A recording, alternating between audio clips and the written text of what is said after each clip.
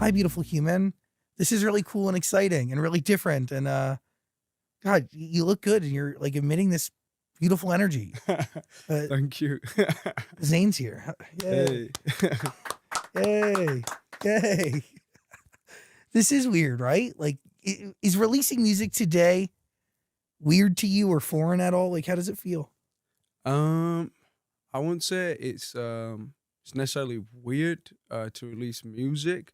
I think when I think about my life in general, it's quite a weird situation. I'm a kid from Bradford in England, which doesn't have much opportunity to really leave that city for many people. So the fact that I'm here at all, even in America, I think is a big thing, never mind doing what I'm doing.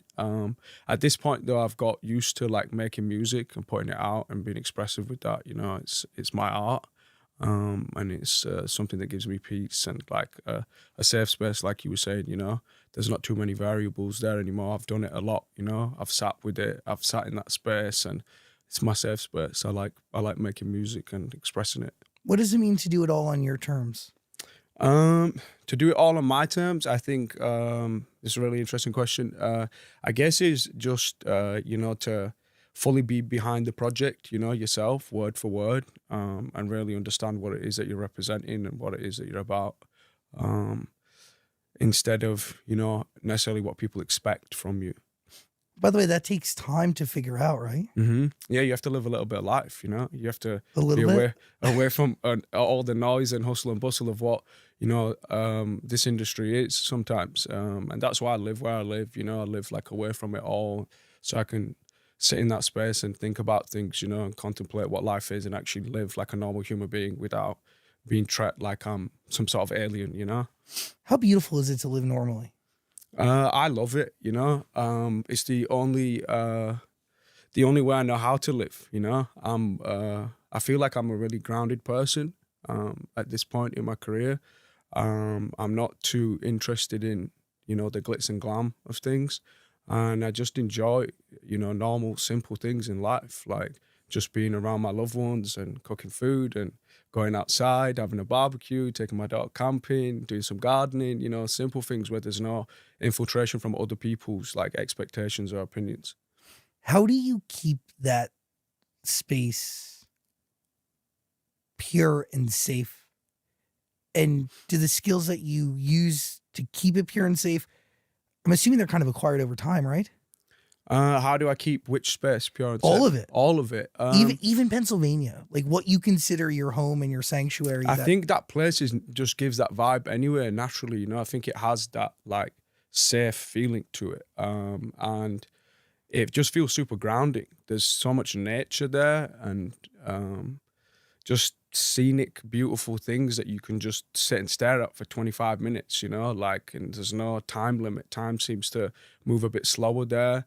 And that place just gives me that itself, it's not something I have to necessarily like work on to preserve. It's not mine, it's just something that I've slotted into out there. And over time is like, it's something bigger than you. It doesn't belong to you. Yeah, I don't own it, I like the vibe there, so I'm there. Which is such a random place to like the vibe. It is, a lot of people say that to me too. You're saying like, a lot of people say random things to you, random questions. The main question that I get asked is why Pennsylvania? And it was just coincidental. I ended up there and I just fell in love with it. It's not really no rocket science or brain surgery. It's a beautiful place and I love it there. It's that simple. Do you manifest? Do you believe in the universe? Somewhat, yeah. Not necessarily like manifestation, but I believe that like fate is a thing. And I believe that what's meant to be will happen. That's beautiful. There's also peace in like releasing to that. Yeah, once you accept that you can't control everything, there's always a little bit more peace, I think. It's true. You talked about time, and I'm excited to talk about this album, which I would, and you please correct me if I'm wrong, I would describe it as R&B folk. Yeah, I haven't got a name for the genre. So many people, when they listen to it, that's the first question they ask too. They're like, what genre is this? It's just me, it's just music that I like listening to, my influences. So I'd say it's this Zayn genre, you know? Like, I just made it up. There's no, like, specific, like, strategic plan behind it, like formulaic, you know, musical intellect. It's not done in that sense. It's just expression. And whatever came out, came out. And if you want to call it R&B folk, you can call it that, you know? It's timeless. Yeah, thank you. I appreciate that. Time is a recurring theme on the album. Has time taken on a new meaning today than maybe it's meant before? Yeah, I think that's a really interesting thing. In life, I feel like certain things happen, you know, that change your perception in a lot of ways. I think the main thing that happened to me, obviously, was me having my daughter. And I just realized that time goes real fast, like real quick, you know. Before that, I felt like I had so much time. Like in my early 20s, I was like, yeah, we can, you know, take time. It's all good. We're chilling. And now there's like this level of urgency, like where I feel like I have to, you know, do things, and I have goals that I want to accomplish, and I want to show to my daughter before I get too old, or before she gets too old and doesn't give a shit about me anymore and she's too cool for me, you know what I mean? So Do you think of that? I do think about that a lot. Yeah, she's just growing up so fast, and you know, there's going to be a point where I'm chasing her, you know, for her time. I'm not looking forward to it, you know what I mean? It upsets me a little bit, but it's life. People grow up and they go on their own journeys and do their own thing, you know? How do you balance that concept of like time? It's going away. You need to do things now while you can. How do you balance that with the idea that good things do take time, right? Mm-hmm. Because this album took 6 or 7 years to get done. Yeah. And I could say that like this is, I mean, this is obviously the best body of work, the greatest body of work you've ever put out. Thank you. But also one of the greatest albums I've listened to this year and maybe in a long time. That's crazy. It's fucking great. Thank you. It's really good. It's real music. So musicianship is crazy on it. Yeah, that's what it is with most good things in life. Though there's always a you know, two sides to the sword, double-edged sword. Sorry, and it's just finding that balance. You know what I mean? Where are you going to put the time in? What is it that is important to you to spend that time on? And you know, how you're gonna really like construct it in a way that it's effective. You know.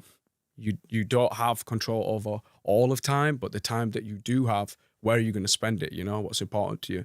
And to me, obviously, my art is one of them things. So I spend a lot of time like reading and, you know, being in that space of like developing my intellect, so that when it comes to actually my craft, I'm at a certain level where I can actually give something decent, you know? And then the same thing with my daughter now. Like she's like the other main thing in my life that like I want to spend a lot of time on and be with. So I don't really have time for trivial things anymore, you know? Like I'm just not into it. It's just got to be important. What a special place to be though, right? To cut out the noise. Yeah, man. To like cut out so much essentially bullshit, right? Like you reprioritize everything. You realize what matters and what's important, and like this idea that you're living for another person, like that's crazy. Yeah. I even mentioned that in one of the songs, you know? So like, I'm doing this now for a second name, you know? It's not just for myself. I was wondering what that second name was. Yeah, it's Khai. That's it changes everything. Yeah, for sure. So, okay. By the way, the album's, like I said, amazing. There's so much here in terms of, dude, it gives honesty in a way that, like, if you really want to understand you listen to this album. But it also gives 6, 7 years of evolution. So what song starts this album? The first song that I wrote on the record was Alienated. And it was like towards the end of my relationship, like when me and my ex were like breaking up. So there's like a heavy narrative of, you know, the kind of things that I was going through mentally in that situation and what I was thinking, you know, and how I was feeling. And then the record kind of just went from there, like over the like 5, 6 years, like I kind of shelled it out from there. Got the kind of vibe that you were saying, you know, the R&B folk kind of sound going on.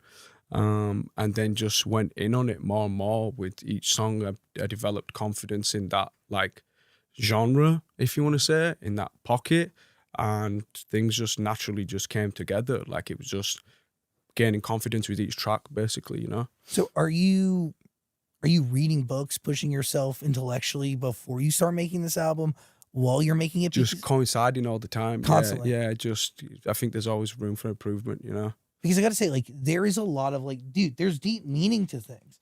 One of my favorite deep meanings, just correct me if, by the way, look at my fucking, I don't have a desk, so I have a clipboard. Instead. Thank you, Jabril, for sharing a clipboard.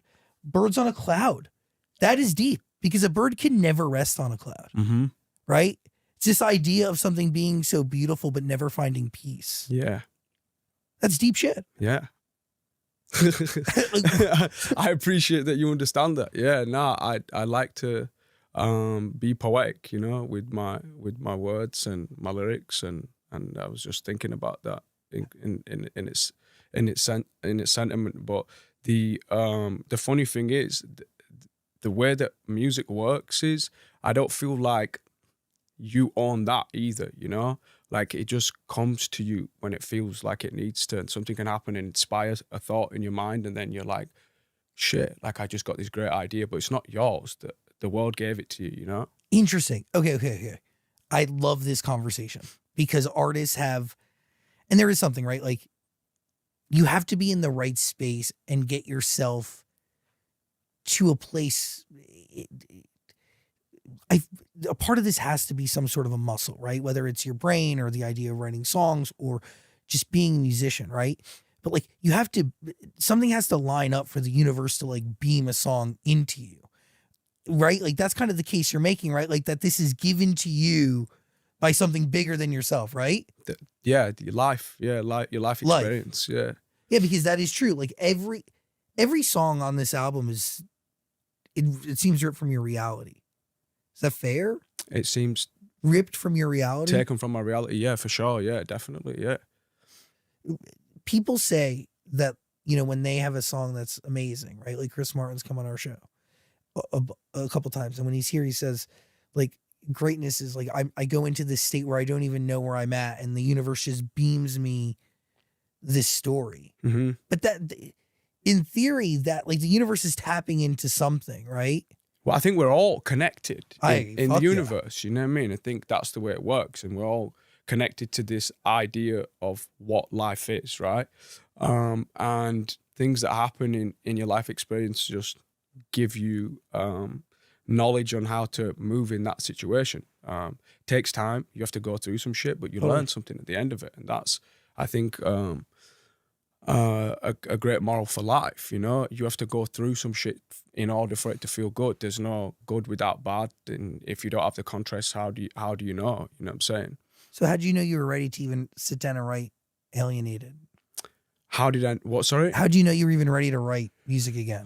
How did I know I was ready to write it? Yeah. Because I was in that space. Like I was just feeling them emotions, and there were thoughts that were like in my head, you know, quite a lot, and things that I was thinking about. So I felt like I needed to express it and get it off my chest. Like, how does that start? Does it start as a poem?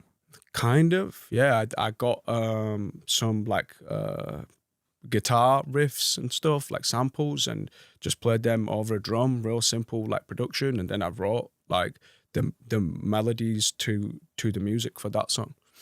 So it depends. Each process is different. Sometimes I could have something like pre-written. For example, I like to write a lot of rap, so I'll take like bits from like certain raps that I've written, and then I'll take that and be like, oh, that'd be a really good verse, you know, like I'll use that one line there as a verse, and then develop a whole idea from just one line in a rap. Oh, that's really cool. Yeah. Or then sometimes I could have like a little bit of an instrument playing, like I said, like a drum or a bit of a guitar riff or whatever, just something real simple that has a lot of space for me to fuck about with. And then I can slot it in that way too. So either way. Sick. Your voice is an instrument, and you're using it in a way that like you haven't used it on a record that's just solely you before. Is that like, it's crazy. How are you? Can you just explain to me like being in the booth cutting a record? Or do you know where you're going to do runs or hit high notes, or do you like, is it strategically placed or is it emotionally definitely placed? strategically placed. Yeah, and there's emotion behind it too. Obviously, the emotions in the delivery, you know, and like the conviction behind like the feeling of, you know, when I'm actually giving a vocal. But yeah, you gotta be strategic about that, you know, like in terms of like where the placement is in songs. Like you don't just want to come in with like a crazy ad lib as soon as the song starts, give people too much, you know. You got to build to that moment and make it, you know, a climatic moment in the song and stuff. So definitely it's a mix of both, you know, emotion and strategy for sure. To make the music that you're making today, like when you think back of like everything that you've done in your life and everything you've learned, it does lead you to this place, right? I think so. Yeah, I think that's why I'm here. Yeah, Fuck yeah. There's been a development, you know, and I hear the development more prominently now since I've made this record.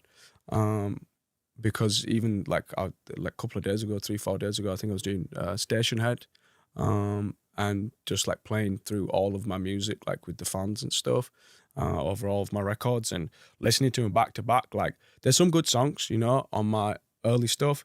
It's not consistently great though. Like there's some songs where you can like kind of hear I'm way more present and sure of myself and like there, you know, like behind the song. And there's other songs where it kind of feels like I'm not too sure of even, you know, like what I'm saying or what I'm doing, and there's no real like presence behind it. But this record feels like consistently every song that I'm there and I'm owning the song, and there's this development of like you said, my skills and, you know, ownership of my voice, you know, and the things I can do. Is any of that because this is very much your story?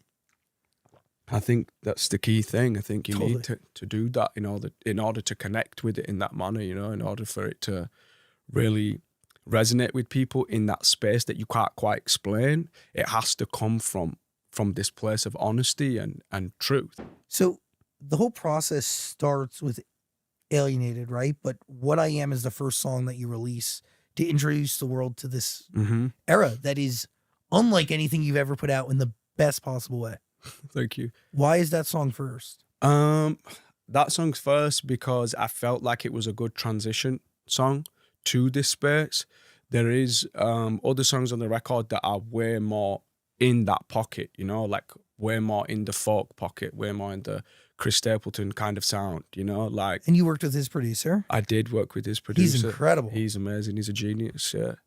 I mean, you learn from being in that room, right? Oh, for sure. Yeah. No, we didn't actually get in the room. So it's just you and your little. I had the record pretty much made myself without Dave Cobb's involvement. Like the record was fully shelled out and things were in the place that they were in before I went and asked him to be on the record. Then when I signed to Mercury, Tyler asked me if I would be interested on getting Dave Cobb in on, you know, some of the songs that we'd already done. So we texted a couple of times, spoke, got on the phone, called a couple of times and had conversations. And then from then he would just send me things over on email. We would converse over text. I'd take this out. I don't really like that, whatever. And it was super seamless. He just seemed to get everything like straight off the bat. He was like, I'd love to be involved in this. This is something that, you know, I really understand. And I feel like I could elevate it to the place that it can be shown to the world, you know? Because I was happy to just like do it that way. Like that was my original idea, to just release it without any big producer attached to it. It was just going to be like my scrapbook and my production in this room, and I just put it out, and here it is. Here's my cowboy album, you know. But he was obviously an amazing integral part of the finalized product, and he just brought some things that I didn't even know that were missing, you know, because he's a genius. Like when it comes to musical production, especially that kind of style of music, that pocket, he understands really well. I would love to listen to the first version of this album, and then this. Like I've already listened to the second. Yeah, version I could play them. I've still got them versions if you want to hear them. Oh, that would be sick. Off the camera, I'd show you some. Yeah, for sure. I mean, so what creative goals did you set for yourself before you really started making this thing? Did you set any?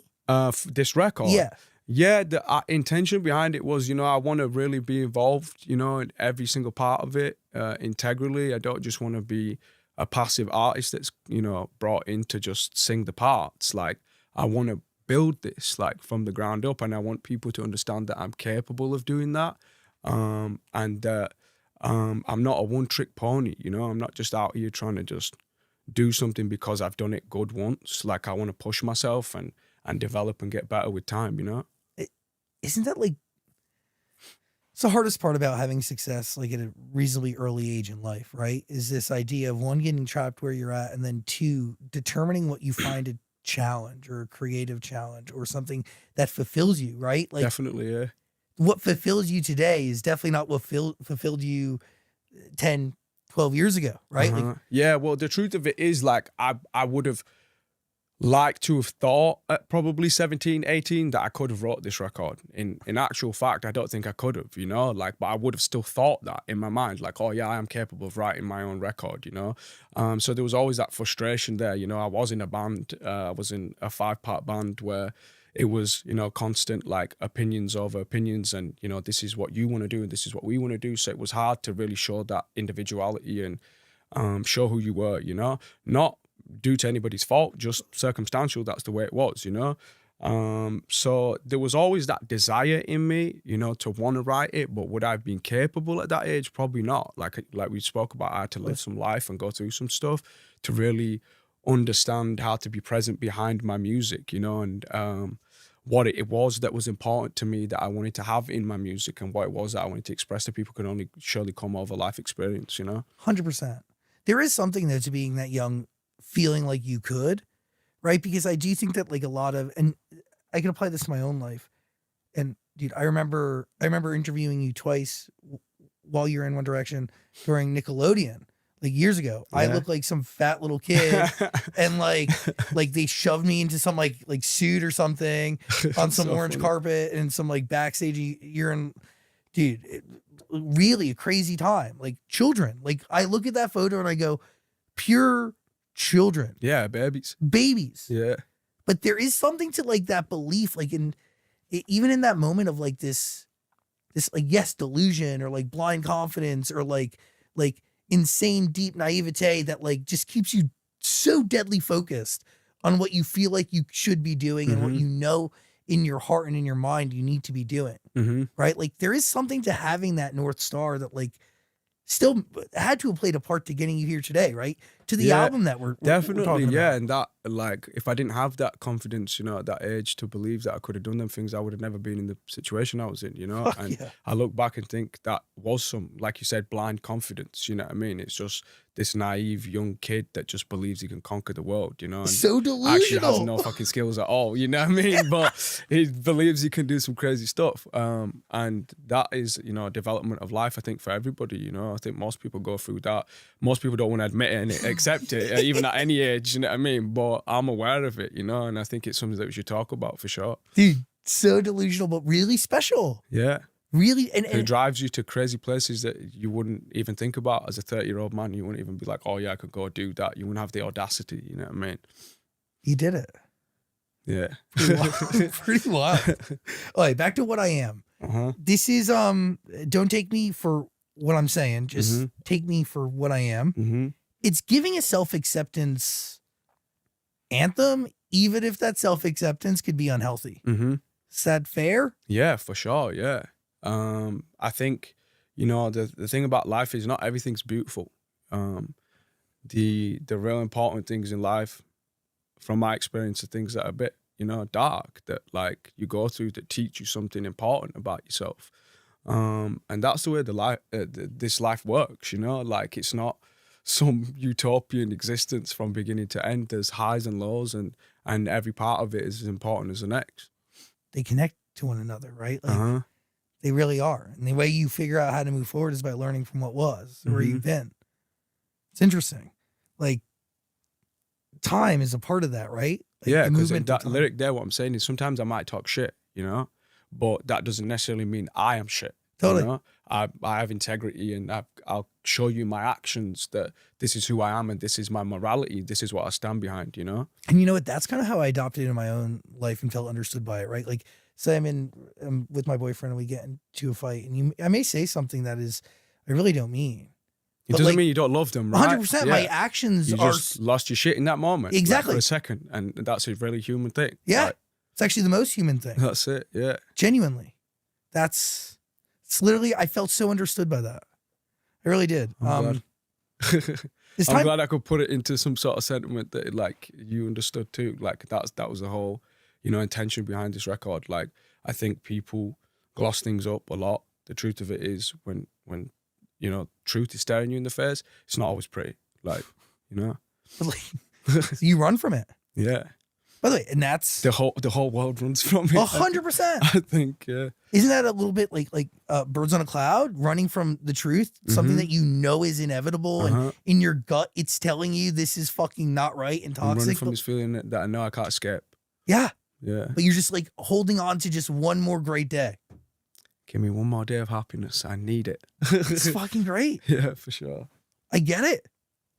I really do get it. Do you feel more understood by writing these types of songs? Or a record like that? Or like at least maybe. I don't know if I feel understood right now, like at this point, like when the record's been out and it's lived with people for a bit, and like we have more of these conversations like I'm having with you right now, and you're saying to me like, I understood that, like I got that. It's interesting for me to hear that, you know what I mean? I've lived with this record for 6 years just by myself. So it's very much just been like therapy for myself, just with my own thoughts and my own estimations and my own, expectations. And now I can hear other people's opinions, and the more I get to hear that, the more I get to feel that, that I feel understood. Like, people get this too. They felt the same way that I felt, and I managed to put it into words and they understand it, Totally. Does time scare you? Does time scare me? Yeah. I think time should scare everybody. Totally. Yeah. It's the most valuable asset. Yeah. It's one thing you can't ever get back. Exactly. It's crazy. There's no price on it, is there? No, there isn't, because it's invaluable. Exactly. Because with time, you can do anything. Mm-hmm. That's wild to think about. It is. It's wild. Can we talk about grateful? Uh-huh. Beautiful. Thank you. That's attached to time passing and the idea of time and watching something grow in front of your eyes, which is wild to think about. Something that you created yourself. Yeah. And then the idea of teaching that human being everything for the first time. What does that mean to you? Like, can you describe that? I think the idea behind the song Grateful is like what we just touched on before, like all of the things in life that come to us, however they're, packaged and bundled up, you got to accept them, for what they are, and be grateful for them things. Like, because even in, the darkest moments, you're still learning from something and you're overcoming something, in terms of what it means, for me being grateful, like that song is literally that. Like, I'm just grateful for all of the life experience that I've got that's led me to this place and helped me hopefully develop into a better human, Is that attached to your daughter? It is in some sense, but I'm also talking about other things too, Totally. I think I say I love it when the waves calm down. I love it when the rain falls down. I'm grateful for you, I love it when there's craziness, and I love it when it subsides, I'm grateful for it all. That's what I'm saying. My note is unwavering love. Yeah. Right? No matter what the fuck's going down. That's the one thing that's consistent. Definitely. Yeah. Is gratefulness the same as love?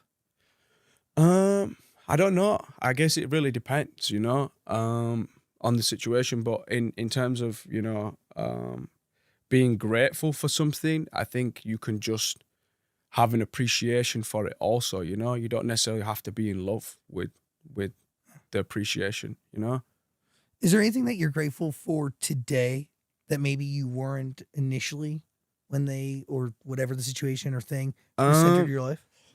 The main thing that I always feel bad about, like when I look back over my life, is not enjoying the band enough. Like, I feel like I just took things too seriously, and I'm grateful that I'm able to be happier now. Like, I can actually enjoy things and own my own perspective a bit, like glass half full versus it being half empty. Like, that's my choice, I get to decide what that is. So if I frame, everything in a negative manner, I'm not going to gain no satisfaction from it. But if I move with happiness, I can gain so much more, and I can have a good time and enjoy my life. And I think that's one thing that I'm really grateful for now, that I didn't understand the importance for when I was younger. I didn't understand the importance of just trying to be happy. I had this like teen angst thing going on, chip Totally. on my shoulder, where I'm like, it's really cool to just be moody as fuck all the time, you know what I mean? And it's not. Like, you're just a loser. Let's be honest, you know what I mean?